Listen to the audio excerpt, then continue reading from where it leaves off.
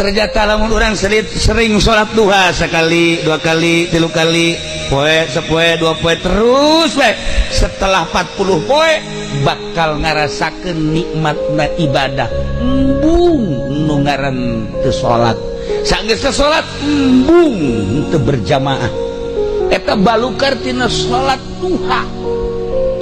Bakal diberengeunahkeun geura ge. Eta geus kapanggih ku wali Allah nu ngaran Syakikil Balqi.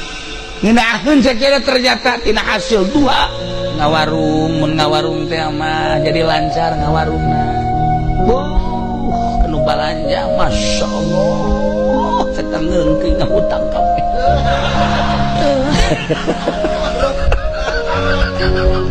Henteu siapa tuh inget ka bangkrut bae sih.